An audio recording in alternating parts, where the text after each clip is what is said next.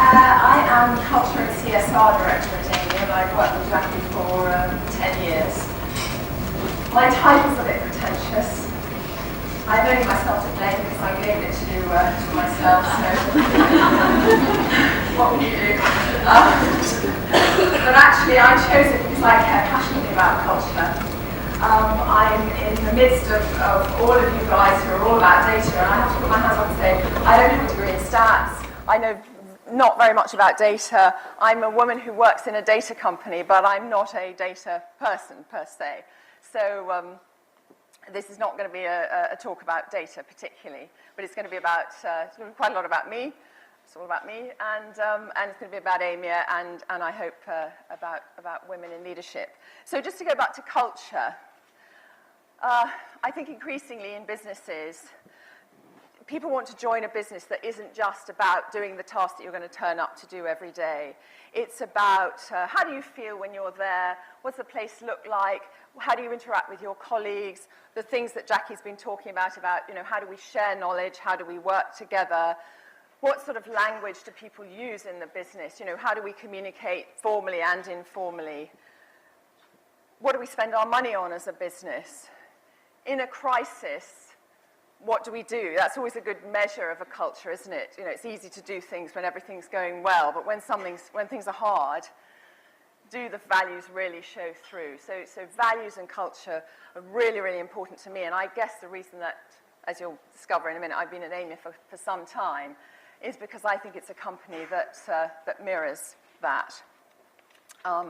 And I think culture, a really good culture, is somewhere where is created in a place where everybody feels that they have a place and that they're valued and that they can make a contribution, regardless of gender, ethnicity, sexual orientation, the way you look at the world, every kind of diversity. And that's the kind of culture that I think Jackie and I and many of the people in our business are trying to create.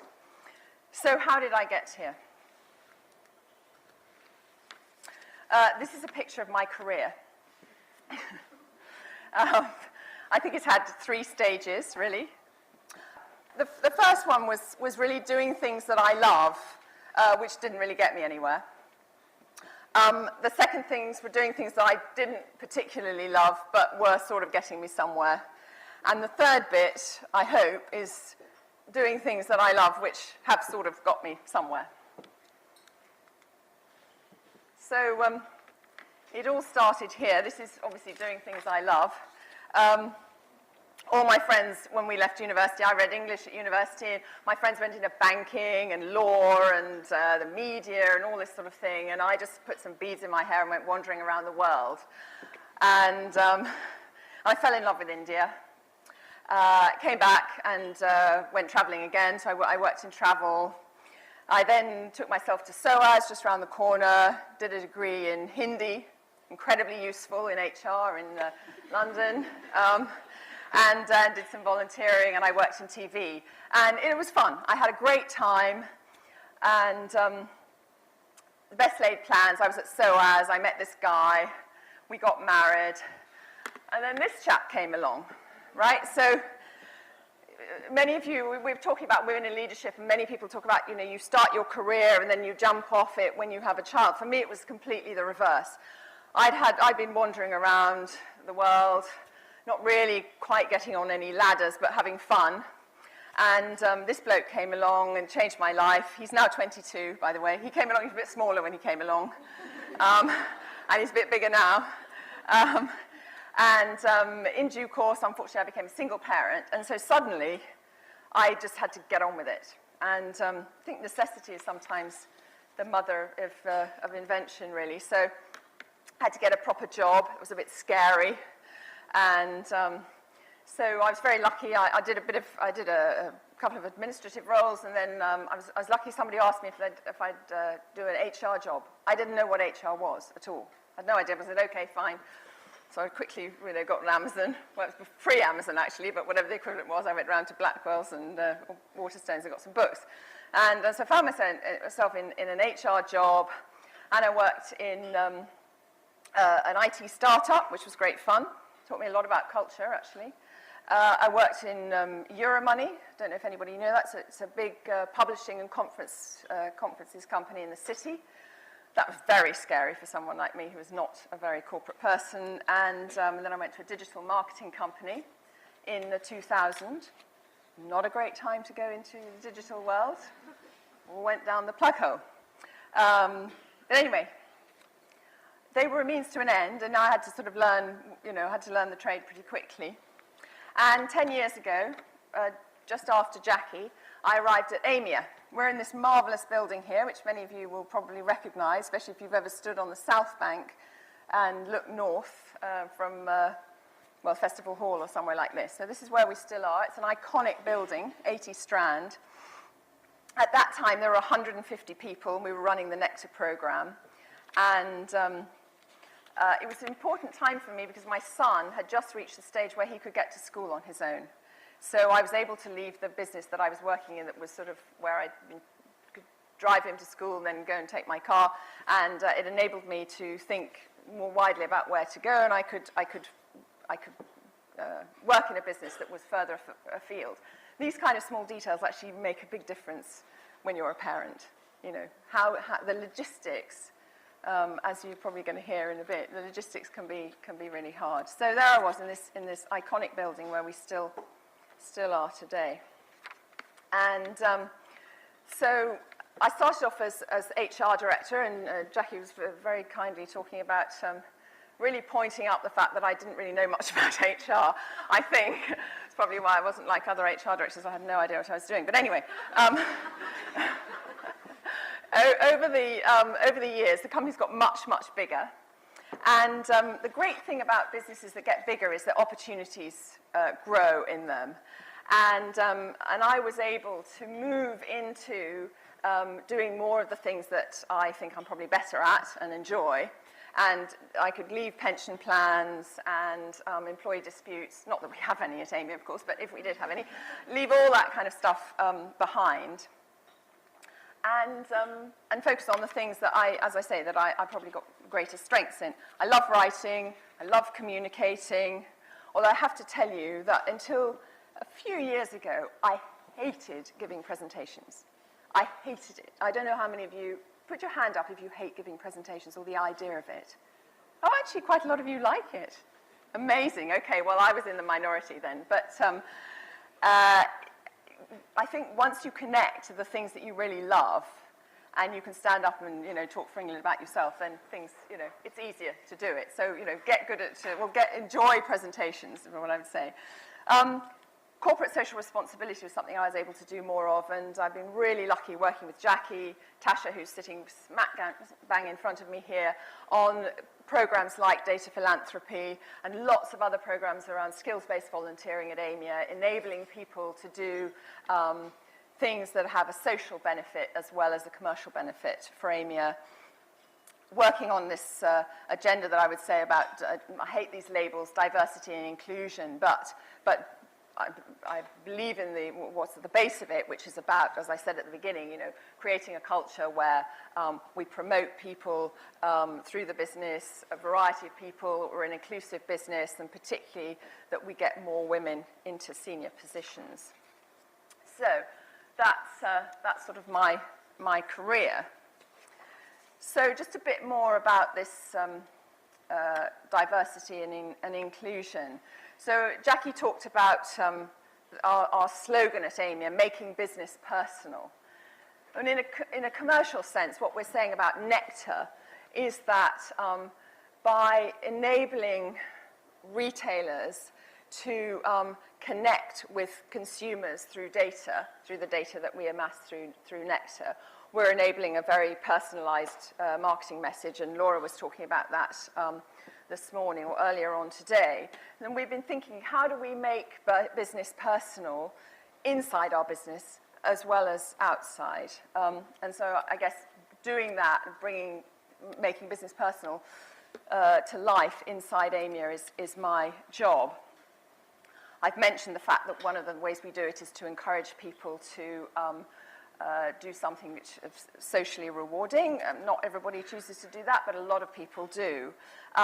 Another little example, we've recently ditched our appraisal system, that awful sort of, twice yearly thing where you have to sit in front of somebody and be told how great you are, and then how rubbish you are, and then how great you are, and that sort of the sandwich thing, yeah. So we got rid of all that. We're just having conversations. Fantastic. We're having conversations about the future and how we could do better and, improve our performance rather than looking back all the time and saying how things went wrong. So all these things are ways of sort of what we call making business personal. But there was one area in this great culture at AIMIA where I just thought we're just not hacking it really. And this is the only couple of, there's one other data slide on this, but anyway. I looked at the data on, this is women. Where are the women in our business? And we're typical. We're like that. We've got 50-50 at the bottom, and then a sort of decreasing number, and at the top, virtually no women in senior positions. And so just to go back, so this is, on the left-hand side, that's the lower grade jobs. You can probably work that out. And on the right-hand side, higher grade jobs, and it's, moving downwards, sadly. This is in our senior teams. Blue are the men, red are the women. Aren't enough, right? I mean, it's just depressing, isn't it? And you know what? Not only are there as many women in the world as men, I think they're actually, isn't it 51%? I mean, we're a majority. We are a majority. It's just not good enough. Anyway, so what did we do? We looked at the business, and I guess, Jackie may attest to this as well. There were no obvious hurdles. It wasn't like we felt like we were in a really discriminatory environment. And yet, after 7 years, I just thought, well, something's got to be going on. What is it? So we convened a group of women, about 15 women from across the business, from different levels and different parts of the business. They came together once a month for 6 months, and their task was to kind of unearth what those hurdles and barriers were, and also to do some peer-to-peer career coaching. So there was something in it for them, and there was something in it for the business. And at the end of 6 months, they published a paper, which is here, Identifying Pathways for Women into Leadership. We like research at AIMIA, by the way, so I've just stuck on another one of our research papers, which we did in conjunction with City University on well-being and psychological detachment. But anyway, that's a whole other story. So the Women into Leadership, they came up with 3 recommendations. I have to tell you, they're not necessarily earth-shattering. Other companies are doing them. But it's great to discover these through a process of discussion and debate in a business.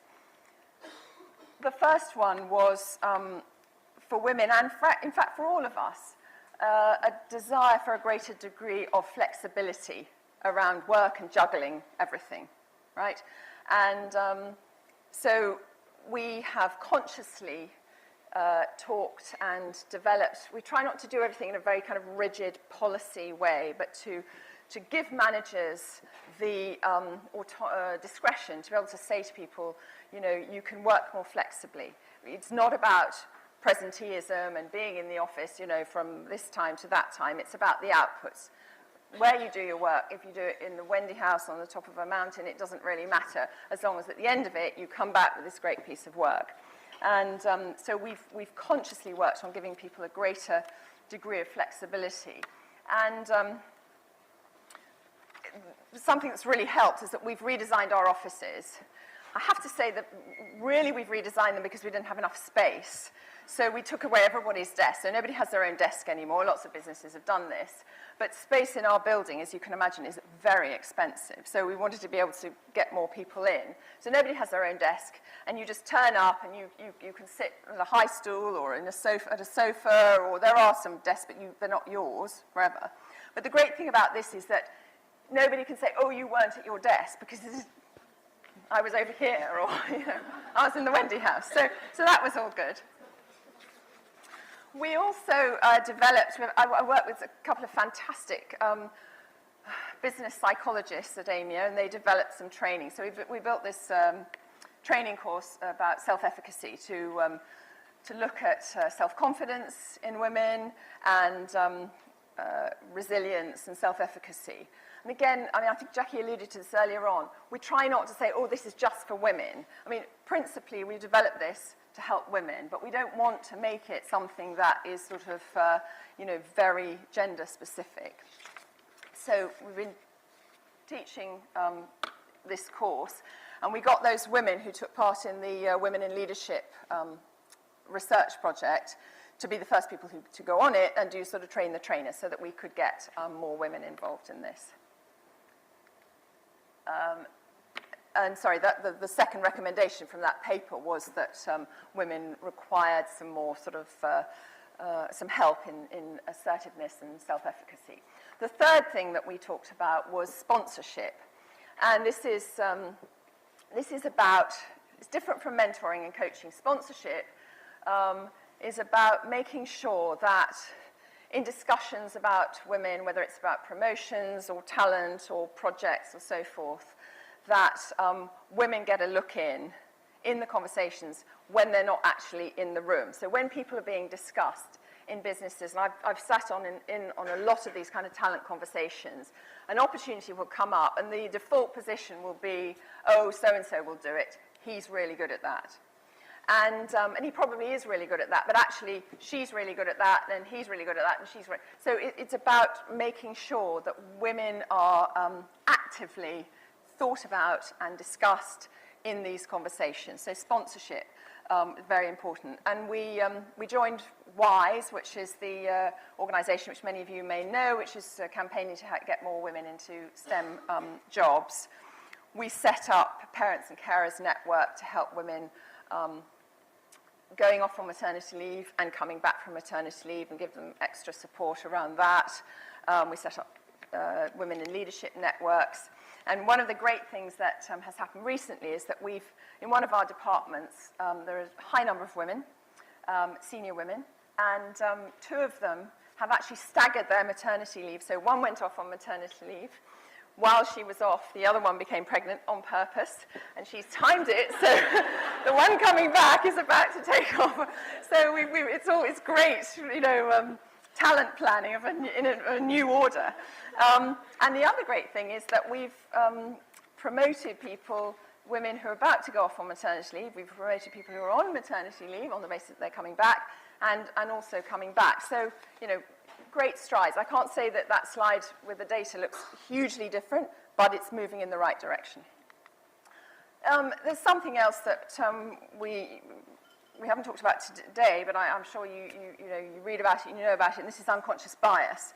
And when we're thinking about the unseen hurdle in the business, I think this has got to be a key one. And so we all have biases. And a bias can influence the way you make decisions about things, either the way you make decisions about others, or others make decisions about you, or in fact, the inferences you draw from your biases about yourself. So in this particular example, this comes from The Guardian. It's talking about ingrained beliefs, including doubts about our ability, lead us to miss opportunities ourselves. This is a picture of, you probably know, Christine Lagarde, who is the head of the International Monetary Fund. And she apparently was told that she shouldn't even think about going for partner in whichever big bank she was wanting to work in because of her gender. That just wasn't going to happen. Well, obviously did, but... And the other thing we looked at is gender stereotyping and stereotype threat, which again you're probably familiar with, but this is the way in which we as women can sometimes play up to stereotypes about us, that we're not very good at driving, or that we're not good at maths. Well, clearly that doesn't reflect here. I'm not very good at maths, but I know you are. So we tried to get under the skin of some of these biases and these things that are happening under the surface.